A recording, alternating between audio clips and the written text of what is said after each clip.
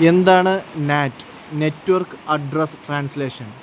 അതായത് നമുക്കറിയാം, നമ്മൾ കണക്ട് ചെയ്യുന്ന ഓരോ ഡിവൈസിനും ഓരോ IP അഡ്രസ്സ് ഉണ്ട്. അതിനെയാണ് നമ്മൾ പ്രൈവറ്റ് IP അഡ്രസ്സ്, അതായത് അല്ലെങ്കിൽ ലോക്കൽ IP അഡ്രസ്സ് എന്ന് പറയുന്നത്. അതായത് നമ്മുടെ LAN ആയിരിക്കും, LANൽ വരുന്ന IP അഡ്രസ്സുകളാണ് ലോക്കൽ ഏരിയ അഡ്രസ്സുകളാണ് വരുന്നത്, അതായത് IP അഡ്രസ്സുകളാണ്. ഫോർ എക്സാമ്പിൾ നമ്മുടെ റൗട്ടർ ഉണ്ടാവും, റൗട്ടറിന് ഒരു ഗേറ്റ്വേ ഉണ്ടാവും, അതിനനുസൃതമായിട്ടുള്ള നമുക്ക് ആ ഒരു പ്രൈവറ്റ് IP അഡ്രസ്സുകൾ നമുക്ക് നമ്മുടെ ഡിവൈസ്, അതായത് ഈ റൗട്ടറുമായിട്ട് കണക്ട് ചെയ്യുന്ന ഏതൊക്കെ ഡിവൈസുകളാണോ ആ ഡിവൈസുകൾക്കെല്ലാം ഒരു പ്രൈവറ്റ് IP അഡ്രസ്സ് കിട്ടും. ഓക്കെ, അതിന് പുറമെ നമ്മൾ പഠിച്ചു ഈ ഒരു ലോക്കൽ IP അഡ്രസ്സിന് പുറമെ, അല്ലെങ്കിൽ ഗേറ്റ് വേക്ക് പുറമെ നമുക്കൊരു പബ്ലിക് IP അഡ്രസ്സ് കൂടി ഉണ്ടാവും. പബ്ലിക് IP അഡ്രസ്സ് ആരാണ് തരുന്നത്? പബ്ലിക് IP അഡ്രസ്സ് തരുന്നത് നമുക്ക് ISP ആണ്. ISP ആണ് പബ്ലിക് IP അഡ്രസ്സ് തരുന്നത്. അതായത് നമ്മുടെ വീട്ടിലെ ഒരു കണക്ഷന് നമ്മുടെ ലോക്കൽ ഏരിയ IP, അതായത് ഡിവൈസുകൾക്കൊക്കെ ഒരുപാട് IP, അതിന് ഓരോ IP വെച്ച് എല്ലാ ഡിവൈസുകൾക്കും ഉണ്ടാവും. അതുപോലെ തന്നെ റൗട്ടറിന് ഒരു ഗേറ്റ് വേ IP ഉണ്ടാവും. എങ്കിലും നമുക്ക് നമ്മുടേതായിട്ടൊരു കോമൺ ആയിട്ടൊരു പബ്ലിക് IP ഉണ്ടാവും. ആ ഒരു IP എല്ലാത്തിനും നമുക്ക് ഒന്നായിരിക്കും. അതായത് നമ്മുടെ വീട്ടിലെ ഡിവൈസിൻ്റെ, അതായത് ആ റൗട്ടറിന് ഒരേ പബ്ലിക് IP ആയിരിക്കും. അതുപോലെ അടുത്ത വീട്ടിലുണ്ടെങ്കിൽ അതിന് ഡിഫറെൻറ്റ് പബ്ലിക് IP ആയിരിക്കും. സോ പബ്ലിക് IP അവിടെ എന്തായിരിക്കും? പബ്ലിക് IP ഒന്നായിരിക്കും. അപ്പോൾ എന്താണ് സംഭവം എന്ന് വെച്ചിട്ടുണ്ടെങ്കിൽ, നമ്മുടെ ഇപ്പോൾ ഇൻ്റർനെറ്റായിട്ട് കമ്മ്യൂണിക്കേറ്റ് ചെയ്യുമ്പോൾ, അതായത് ഈ ഒരു ഡിവൈസിൽ നമ്മൾ google.com-ലോട്ട് നമ്മൾ google.com-ൽ അല്ലെങ്കിൽ ഗൂഗിളിൽ നിന്നും എന്തെങ്കിലും നമ്മൾ സെർച്ച് ചെയ്യാൻ ഉദ്ദേശിക്കുക. ഫോർ എക്സാമ്പിൾ ഈ ഒരു കമ്പ്യൂട്ടറിൽ നിന്നാണ് നമ്മൾ സെർച്ച് ചെയ്യുന്നത്. അപ്പോൾ സെർച്ച് ചെയ്യുമ്പോൾ നേരെ IP ഈ റൗട്ടറിൽ വന്നിട്ട് ആ IP എല്ലാം നേരെ ആ ഒരു ഗൂഗിളിൻ്റെ സെർവറിൽ പോയിട്ട് നേരെ തിരിച്ച് വന്ന് നമുക്ക് അതിൻ്റെ റിസൾട്ട് തരുന്നത്. ഓക്കെ, ഇൻ്റർനെറ്റ് അങ്ങനെയാണ് പാക്കറ്റ് സഞ്ചരിച്ച് നേരെ തിരിച്ച് വരുന്നത്. നമുക്കറിയാം, നമ്മൾ ഓൾറെഡി പഠിച്ചിട്ടുണ്ട്. അപ്പോൾ എന്തുകൊണ്ടാണ് അങ്ങനെ ചെയ്യാത്തതെന്ന് ചോദിച്ചാൽ, IPv4 അഡ്രസ്സ്, അതായത് IPv4 അഡ്രസ്സ് എന്ന് പറഞ്ഞാൽ ഈ ഒരു ഫോർമാറ്റിലുള്ള അഡ്രസ്സിനാണ് IPv4 അഡ്രസ്സ് എന്ന് പറയുന്നത്. അത് IPv6 അഡ്രസ്സും ഉണ്ട്. നമുക്ക് അതിനെക്കുറിച്ച് പഠിക്കാം. IPv4 അഡ്രസ്സാണ് നമ്മളിപ്പോൾ കോമൺലി യൂസ് ചെയ്യുന്ന IPv4 അഡ്രസ്സാണ്. അപ്പോൾ IPv4 അഡ്രസ്സിലെ മാക്സിമം ഒരു നമ്പറുണ്ട്, ഇത്ര നമ്പേഴ്സ്. ആ നമ്പേഴ്സിന് അധികമായി കഴിഞ്ഞാൽ അധികം ആകാൻ പാടില്ല.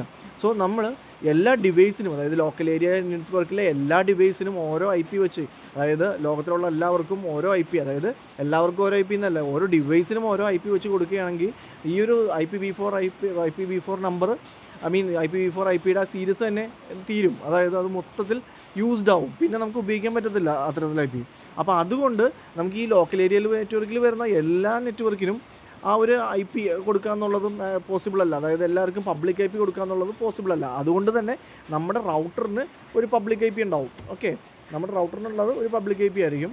അപ്പോൾ ആ പബ്ലിക് IP ആണ് നമുക്ക് നേരെ എങ്ങോട്ട് പോകുന്നത്? ആ പബ്ലിക് IP, അതായത് നമ്മൾ ഈ കാണുന്ന ഏത് കമ്പ്യൂട്ടറിൽ നിന്ന് നമ്മളൊരു റിക്വസ്റ്റ് ഗൂഗിളിൽ അയച്ചാലും നേരെ ആ IP റൗട്ടറിലോട്ട് വരികയും റൗട്ടറിൽ നിന്ന് ഈ ഒരു പബ്ലിക് IP, അതായത് ഇവിടെ പറയുകയാണെങ്കിൽ 103.72.177.86 എന്ന് പറഞ്ഞാൽ ഈ IP സെയിം തന്നെയാണ് ഈ കൊടുത്തേക്കുന്നത്.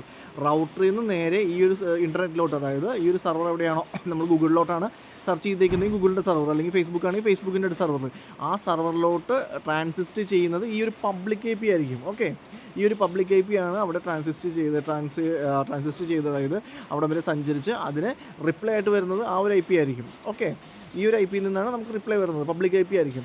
എന്നിട്ട് നേരെ തിരിച്ചു വന്നിട്ട് ഈ ഒരു റൗട്ടറിലോട്ട് അതിൻ്റെ റിപ്ലൈ വരികയും ഈ റൗട്ടറാണെന്നിട്ട് തീരുമാനിക്കുന്നത് ഇപ്പോൾ ഈ ഗൂഗിളിൻ്റെ സെർച്ച് ചെയ്തത് എവിടെ നിന്നാണ്, ഈ കമ്പ്യൂട്ടറിൽ നിന്നാണോ എന്നുള്ളത് ഈ ഒരു റൗട്ടർ തീരുമാനിക്കും. കാരണം റൗട്ടറിന് അറിയാം ഏതിൽ നിന്നാണ് റിക്വസ്റ്റ് വന്നതെന്നുള്ളത്, അതായത് ഏത് IP അഡ്രസ്സിൽ നിന്നാണോ റിക്വസ്റ്റ് വന്നത് ആ IP അഡ്രസ്സിലോട്ട് ഇത് ഫോർവേഡ് ചെയ്യപ്പെടും. ഓക്കെ, ഫോർ എക്സാമ്പിൾ ഒന്നുകൂടി പറയുകയാണെങ്കിൽ, നമ്മൾ ഈ കാണുന്ന കമ്പ്യൂട്ടറിൽ നമ്മുടെ facebook.com എന്ന് പറഞ്ഞിട്ട് കൊടുത്തു. ഓക്കെ, facebook.com എന്ന് പറഞ്ഞ് അടിച്ചു.